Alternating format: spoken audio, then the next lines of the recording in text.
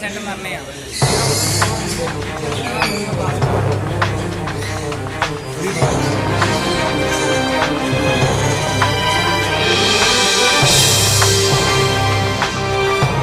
गलत पकड़ा हुआ बच्चा आपने।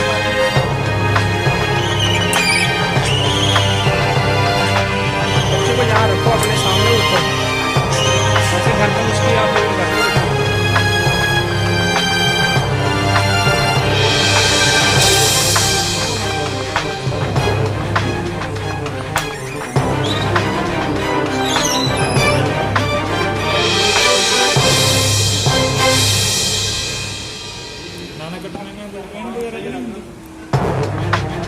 ਤਿੱਖੇ ਬਹੁਤ ਆ ਦੰਦ, ਜੇ ਆਪਾਂ ਨਾ ਕੱਢੀ ਸਾਰੇ ਬੱਚਿਆਂ ਦੇ ਆ ਮੂੰਹ ਖਰਾਬ ਹੋ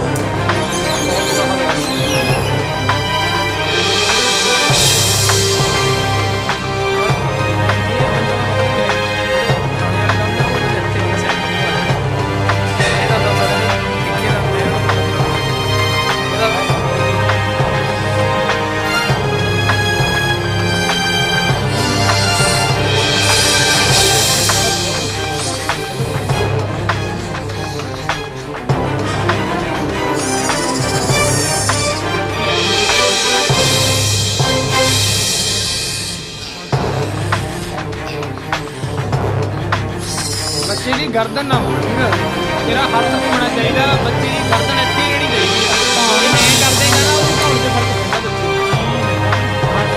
ਆਹ ਹੱਥ ਤਾਂ ਛੇੜਨਾ ਨਹੀਂ, ਪਰਲੇ ਨੂੰ ਕਿਉਂ ਮਰਜ਼ੀ ਮੂਵਮੈਂਟ ਚੇਂਜ ਕਰਦਾ ਰਿਹਾ ਪਰਲੇ ਨੂੰ।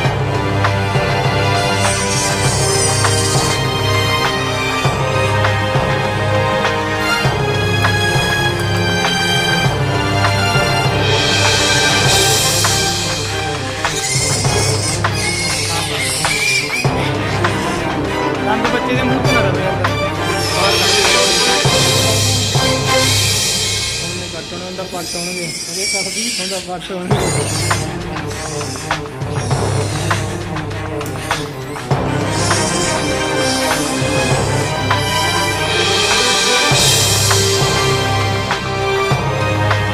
ਬੱਚੇ ਦੇ ਪੈਣਾ ਚਾਹੀਦਾ, ਬੱਚਾ ਹੀ ਅਕਸਰ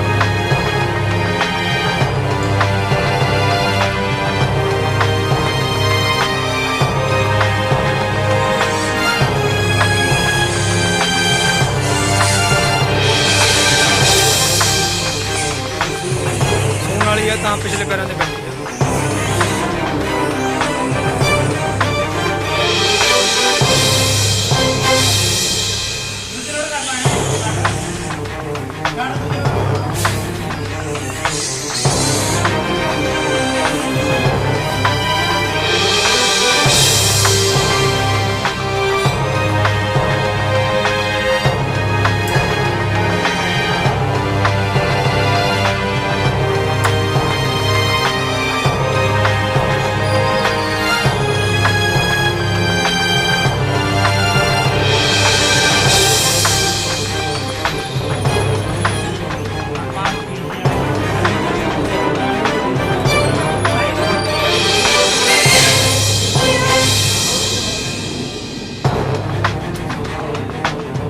ਦੀ ਕ੍ਰੋਸਿੰਗ ਨਹੀਂ ਨਾ ਬਾਈ ਨੇ ਕੱਢੀ ਹੈ, 2-3 ਜੇ ਆ ਬਣਾਉਣਾ ਹੀ ਪੂਰੇ, ਤਾਂ 2-3 ਦਰਵਾਜ਼ੇ ਰੱਖਣਾ ਜਾਲੀ ਵਾਲੇ ਬਣਾ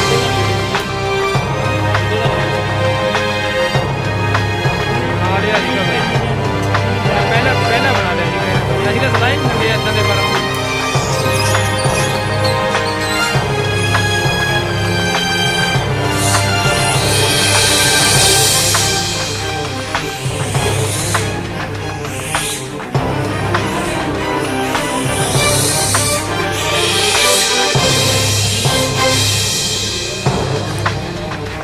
ਜਿਹੜਾ ਕਹਿੰਦੀ ਭਾਈ ਡਿਲੀਵਰੀ ਦੇ ਬਾਅਦ ਵੀ ਐਂਡ ਤੇ ਬੱਚਾ ਆਉਂਦਾ ਉਹ ਇਹਦਾ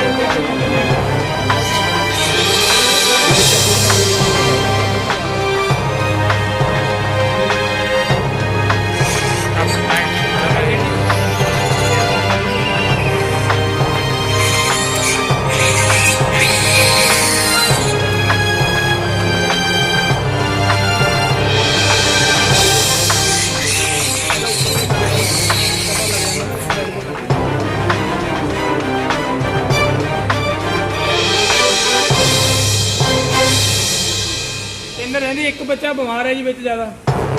तो उसका बच्चा जमा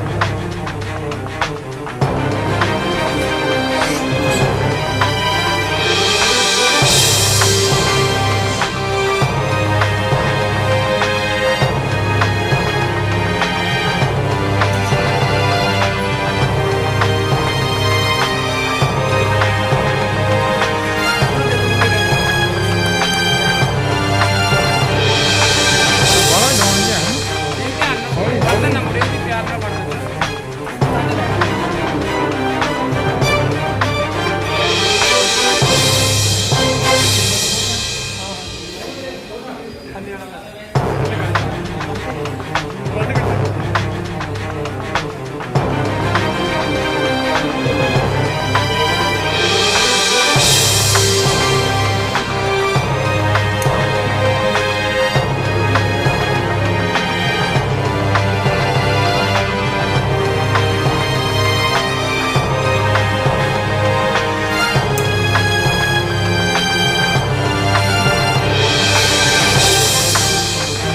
ਗਰਮੀ ਜਿਆਦਾ ਆ ਜਾਂਦਾ ਖੁੱਲੇ ਜਿਹੇ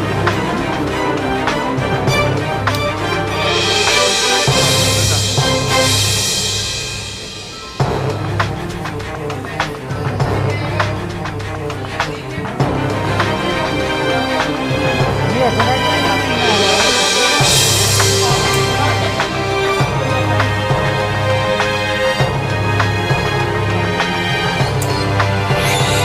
ਐਂਟੋ ਮੰਗਿਆ ਹੋਈ ਨਵੀਂ ਤਾਂ ਬੜੇ ਹੋ ਗਿਆ ਚਲੋ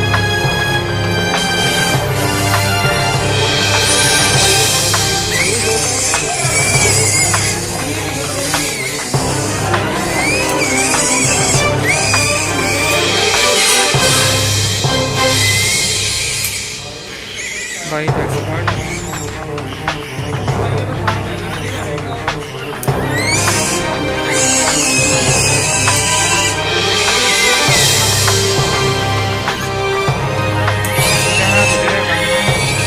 ਉਹਦੇ ਮੈਂ ਕਿਹਾ ਹੱਥ ਦੇ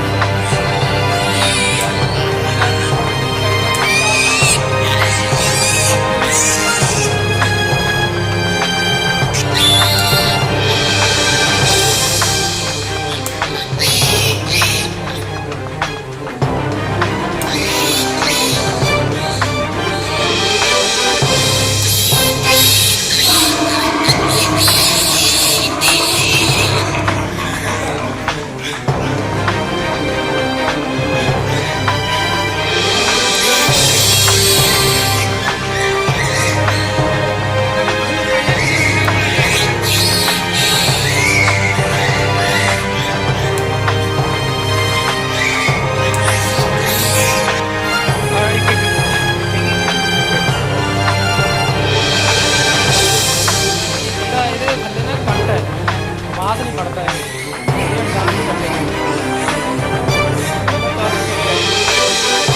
ਥੱਲੇ ਨੂੰ ਸੈੱਟ ਹੋਊਗਾ ਆਪਾਂ ਮਾਸ ਤੇ ਰੱਖ ਕੇ ਦੱਬਾਂਗੇ ਉੱਪਰ ਵਾਲਾ ਹਿੱਸਾ ਵਰਕ ਕਰਦਾ ਥੱਲੇ ਵਾਲਾ ਦੇਖ ਲਿਓ ਬਾਕੀ